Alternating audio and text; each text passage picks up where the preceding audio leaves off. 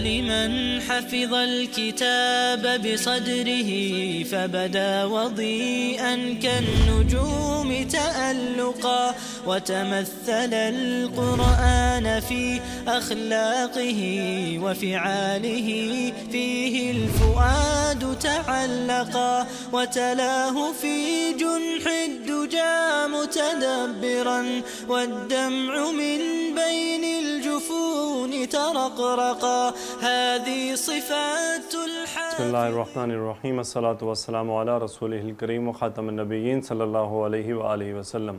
ربی یسر ولا تعسر وتمم بالخیر وبک نستعین الحمدللہ رب العالمین. جملہ فعلیہ ہمارا چل رہا ہے. جملہ فعلیہ کے بارے میں ہم نے اسٹڈی کیا تھا. منیمم ریکوائرمنٹ فعل اور پلس فاعل، یہ دو منیمم ریکوائرمنٹ ہیں، ایک فعل کی اور ایک فاعل کی. فاعل کو ہم نے دو طرح سے پڑھا، ظاہر اور ضمیر کی صورت میں. ظاہر کی صورت میں خالد نے مارا اور ضمیر کی صورت میں اس نے مارا. مارنے کی عربی کے لیے ہمارے پاس فعل کے مادے ہیں ضاد، را اور با. تو ہم یہاں پہ کیا کریں گے، چونکہ خالد فاعل ہے، فعل ہے مارا، یہ فعل ماضی، ادھر ہے اس نے فاعل اور مارا فعل ماضی. تو اس صورت میں ہم کیا کرتے ہیں، فعل ضاد را با فعالہ کے وزن پہ ہے. چونکہ خالد ایک ہے، واحد مذکر ہے، ہم گردان میں دیکھیں گے واحد مذکر کے لیے کیا آتا ہے، ضربا. اب چونکہ خالد مارنے والا ہے، خالد فاعل ہے اور فاعل حالت رفع میں آتا ہے، ضربا خالدن. اس نے مارا، چونکہ فاعل ضمیر ہے، مارنا وہی سیم فعل ہے، تو ہم گردان میں جائیں گے. اس نے مارا کے لیے ہم صیغہ چنیں گے، کون سا ہے، ضربا. بس یہ دو ہماری دو ڈفرینس ہیں اس کے اندر. اس کو ہم دیکھتے ہیں کیا ہے آگے. اب آج ہم مفعول اس میں ایڈ کریں گے. آج ہم تیسری چیز پڑھیں گے، مفعول. جس طرح فاعل ظاہر اور ضمیر ہیں، اسی طرح مفعول بھی ظاہر اور ضمیر کے طور پہ آتا ہے.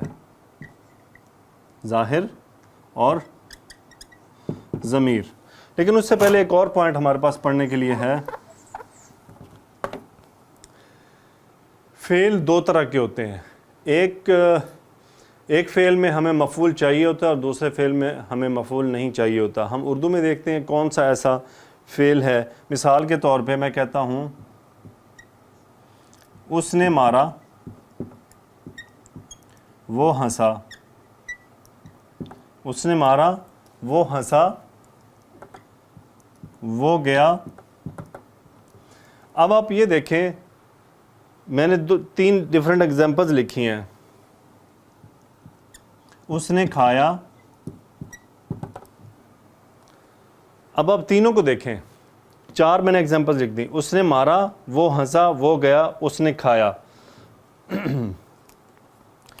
اس نے مارا، اس میں مارنے کا عمل ہوا ہے، یہ آپ کا فعل ہے، مارنے والا وہ ہے، اس نے مارا. لیکن یہ ایک ایسا فعل ہے جس کا امپیکٹ کسی دوسرے پہ ہو رہا ہے، یعنی اس کے جو اثرات ہیں وہ کسی دوسرے پہ ٹرانسفر ہو رہے ہیں. اب آپ اس کو دیکھیں، وہ ہنسا، وہ ہنسا، میں ہنسا. تو اس کے اثرات کیا ہیں، بس مجھ پہ ہی ہو رہے ہیں. میں ہنسا یعنی میں نے ہنسا اور جو میرے ہنسنے کا کام تھا وہ مجھ پہ کمپلیٹ ہو گیا. جبکہ میں نے مارا، لیکن میں نے مارنے کا امپیکٹ کسی دوسرے پہ کیا. میں گیا یا وہ گیا، تو میرے جانے کا امپیکٹ مجھ پہ آیا اور وہ فعل مکمل ہو گیا. اس نے کھایا یا میں نے کھایا، میں نے کھایا لیکن کسی چیز کو کھایا، تو اس کا مطلب میرا یہ عمل جو ہے اس کا امپیکٹ دوسرے پہ ہے. تو یہاں سے ایک بات ثابت ہوئی کہ کچھ فعل ایسے ہوتے ہیں جن کا امپیکٹ کرنے والے یعنی فاعل کے اپنے اوپر ہوتا ہے، اور کچھ فعل ایسے ہوتے ہیں جن کا امپیکٹ کسی دوسرے پہ ہوتا ہے. اس نے مارا، اب یہ کیسا فعل ہے جس کا امپیکٹ دوسرے پہ ہو رہا ہے. وہ ہنسا اور وہ گیا، یہ دو ایسے فعل ہیں جن کا امپیکٹ ان کے کرنے والے یعنی فاعل پر ہو رہا ہے. اس نے کھایا، یہ ایک ایسا فعل ہے جس کا امپیکٹ جو ہے وہ کسی دوسری چیز پہ ہو رہا ہے. تو یہاں پہ فعل کی تقسیم آ گئی کہ فعل دو طرح کے ہوتے ہیں. عربی میں اس کو کیا کہتے ہیں، اب میں آپ کے سامنے اس کا عربی میں نام لکھتا ہوں. لازم متعدی. ہاں جی, لازم فعل وہ ہوتے ہیں جن میں آپ کو مفعول نہیں چاہیے. لازم فعل وہ ہوتے ہیں جن میں مفعول آپ کو نہیں چاہیے, اس میں آپ کو مفعول نہیں چاہیے. اور متعدی وہ ہے جس میں مفعول کا آنا ضروری ہے, کیونکہ اس میں فعل کا امپیکٹ مفعول پہ ہو رہا ہے جبکہ لازم میں مفعول نہیں ہوتے. تو یہ ایک ڈویژن آ گئی. جب تک یہ اب ڈویژن ہمارے سامنے ہوگی تو ہم سمجھ پائیں گے کہ کس جملے میں مفعول آئے گا, کس میں نہیں آئے گا. تو یہ تو ایک جنرل سا کانسیپٹ ہے. تو آج ہم دیکھتے ہیں کہ کیسے ہم مفعول کا استعمال کرتے ہیں, مفعول کیسے پتہ چلتا ہے.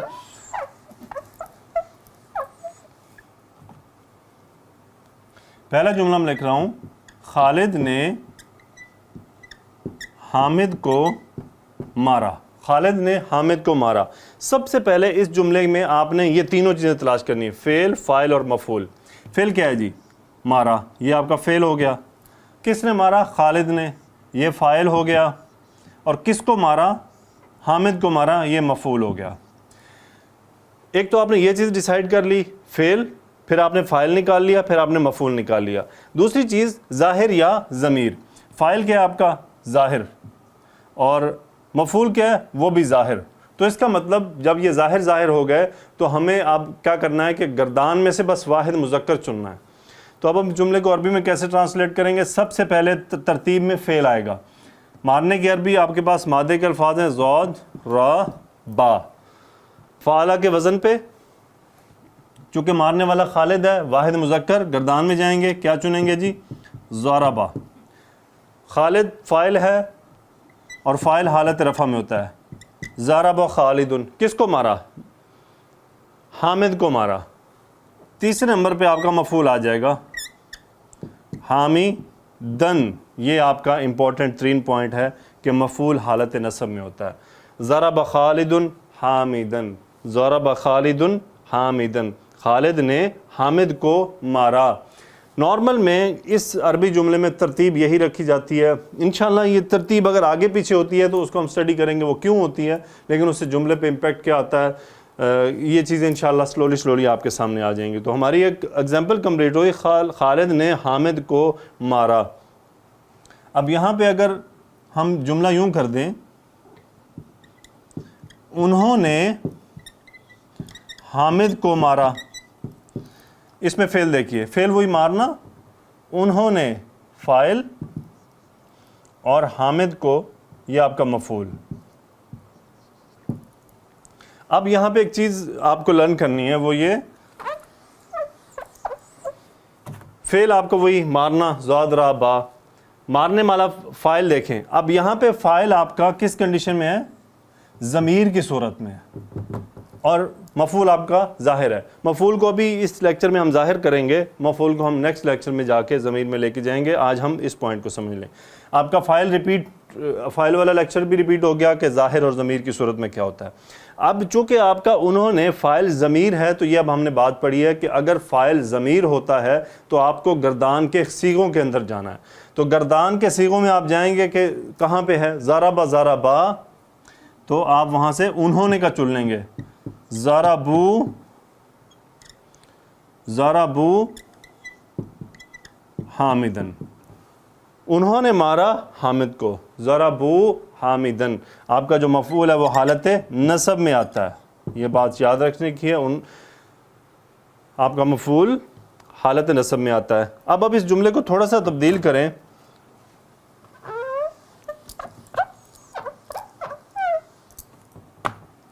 کسی لڑکے نے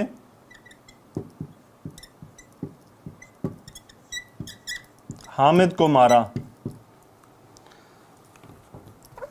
جملے کے پہلے ترکیب پہ غور کر لیں. فعل کیا ہے؟ مارنا. فاعل کون ہے؟ کوئی لڑکا. اور مفعول حامد. اب کسی لڑکے سے مراد یہ اب نکرہ آ رہا ہے, ہم لڑکے کو نہیں جانتے. حامد میرے پاس آیا, حامد کو مار پڑی, میں آگے کسی کو خبر دے رہا ہوں, میں کہتا ہوں حامد کو کسی لڑکے نے مارا. تو چونکہ کسی لڑکا ایک واحد ہے, گردان میں جائیں گے ضربا, ضربا ولدن حامدن, ضربا ولدن حامدن. کسی لڑکے نے حامد کو مارا. اچھا یہاں سے میں تھوڑا سا آپ کو معرفہ اور نکرہ کی بات کے اوپر لانے کی کوشش کرتا ہوں. میں یہاں سے کسی ہٹا دیتا ہوں. یہ کسی میں نے کیوں ہٹایا؟ میں اسکول میں پڑھاتا ہوں, کلاس کا ٹیچر ہوں, اور ایک لڑکا ہے خالد, اس نے حامد کو مارا. تو میں اب میں خالد کا تذکرہ نہیں کرنا چاہ رہا, میں چاہ رہا ہوں کہ اس کی بات ہڈن رہے, لیکن میں اسے جانتا ہوں. تو میں جب جا کے اس کی انفارمیشن دینا چاہوں گا حامد کو مار پڑی ہے, تو میں کس طرح سے کہوں گا؟ میں کہوں گا ضرب الولد حامدن, لڑکے نے حامد کو مارا. میں لڑکے کے بارے میں نہیں بتانا چاہ رہا, بس میں خبر دینا چاہ رہا ہوں کہ حامد کو مار پڑی ہے اور خالد نے مارا تھا. خالد کو میں نے چھپا لیا کہ ایک لڑکے نے حامد کو مارا, اور اس لڑکے کو میں جانتا ہوں. اب یہ وہ میرے ذہن میں معرفہ ہے.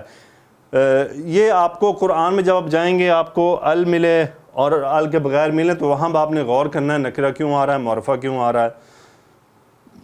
مثال کے طور پہ سورہ مدثر میں آپ جائیں گے تو وہاں پہ آپ کو ملے گا کہ پہلے تذکرہ ہوا موسیٰ علیہ السلام کا, یعنی ایک رسول بھیجا, وہاں پہ نکرہ آ رہا ہے رسولن, پھر رسولن سے اگلی آیت میں آتا ہے تو الرسول ہو جاتا ہے. وہاں پہ آپ اس کو کمپیریزن کیجئے گا سورہ المزمل یا مدثر. سورہ مدثر میں یا سورہ مزمل, دونوں میں سے ایک صورت میں ہے, شاید سورہ مزمل میں ہے.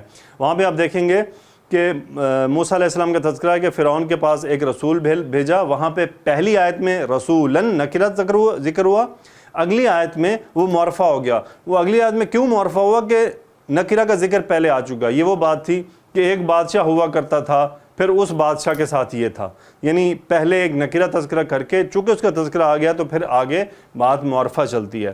یہ بات انشاءاللہ آہستہ آہستہ آپ کو سمجھ آئے گی. اب آپ نے قرآن میں فوکس کرنا ہے. میں آپ کو قرآن کی آیت سے کوشش کرتا ہوں ایگزامپل دوں ایک.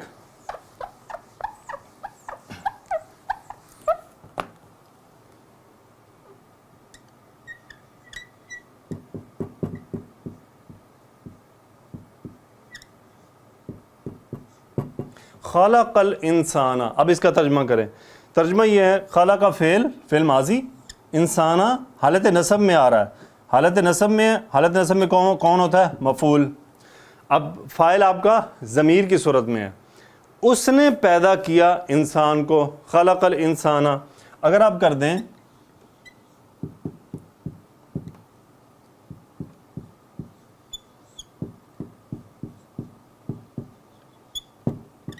خلق اللہ الانسان, خلق اللہ الانسان.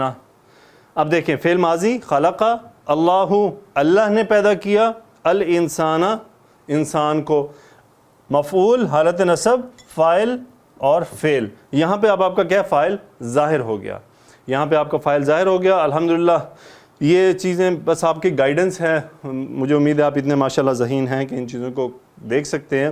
قرآن میں اب آپ کا غور کرنا آپ کے ذمہ ہے. وہاں پہ اس کو دیکھیے آپ کو فعل کیسے ملتا ہے, فاعل کیا ہے, مفعول کیا ہے. تو انشاءاللہ آپ کو یہ باتیں وہاں پہ سمجھ بھی آئیں گی, آپ کو مزہ بھی آئے گا. میں کوشش کروں گا کہ ایک لیکچر ایسا اب لاؤں, بس ایک اور ہم کر لیں. مفعول کو ہم ضمیر کے طور پہ جب مکمل کر لیں گے, اس بنیادی طور پہ جب کمپلیشن ہو جائے گی, تو پھر میں ایک اکیلا لیکچر کروں گا جس میں قرآن کی آیات لاؤں گا, جس میں فعل ماضی ہوگا, فاعل مفعول ضمیر ظاہر دونوں صورتوں میں, تاکہ ہماری پریکٹس بھی ہو جائے اور ہمارا قرآن کے بارے میں ہم نے کیسے غور کرنا ہے اس کی طرف بھی ہماری بات بڑھ چڑھے. تو الحمدللہ آج ہم نے کیا دیکھا, ایک تو ہم نے فعل کی دو ٹائپ دیکھ لی, متعدی اور لازم. لازم وہ ہوتے ہیں ایسے فعل جن کے امپیکٹ اس کے اوپر ختم ہو جائیں. اس کی ایگزامپل لے لیں, ذہب خالد, خالد گیا, ذہب خالد, خالد گیا. اور جو متعدی تھے, متعدی, یہ اب متعدی کی ایگزامپل ہے, خلق اللہ, اللہ نے پیدا کیا الانسان, اللہ نے انسان کو پیدا کیا, یعنی مفعول ضروری ہے وہاں پہ کہ اللہ نے کسی چیز کو پیدا کیا. مثال کے طور پہ میں نے حامد کو ایک تحفہ دیا, یعنی میں نے دیا حامد کو کیا, ایک تحفہ. تو یہ اچھا کچھ ایسے بھی فعل ہیں جس کے اندر آپ کو دو مفعول چاہیے ہوتے ہیں. مثال کے طور پہ میں نے خالد کو دیا, اب میں دینے والا ہوں, میں نے خالد کو دیا, اب خالد مفعول ہے, کیا دیا؟ تحفہ دیا. یعنی ایسے فعل بھی ہیں جن کو دو مفعول ریکوائرڈ ہوتے ہیں, تو متعدی میں ہی ہیں. کچھ ایسے فعل ہیں جن میں تین بھی ریکوائرڈ ہوتے ہیں. انشاءاللہ یہ ہم آہستہ آہستہ آگے دیکھیں گے. پھر ہم نے فاعل کے ظاہر اور ضمیر دونوں کے ایگزامپلس کی, یہی آپ کے سامنے ہے کہ فاعل ظاہر خلق اللہ الانسان, فاعل ضمیر خلق الانسان، اس نے پیدا کیا انسان کو. مفعول کی پھر دو ہو گئی، ظاہر اور ضمیر. ہم نے صرف آج ظاہر پڑھا، انشاءاللہ نیکسٹ لیکچر میں ہم ضمیر دیکھیں گے. اس کے بعد پھر ہم قرآن کے کچھ ایگزامپلز لیں گے اور پھر ہم فعل کو آگے لے کر چلیں گے. جی الحمدللہ رب العالمین، اللہ کا احسان ہے جس نے یہاں تک پہنچایا، جس نے یہ توفیق عطا فرمائی. اللہ تعالیٰ سے دعا مانگتے رہیں میرے لیے بھی اور اپنے لیے بھی. ربی یسر ولا تعسر وتمم بالخیر. سبحانک اللہم وبحمدک، نشہد ان لا الہ الا انت، نستغفرک ونتوب الیک. اللہم صلی علی سیدنا و مولانا محمد وعلی آلہ وصحبہ وبارک وسلم.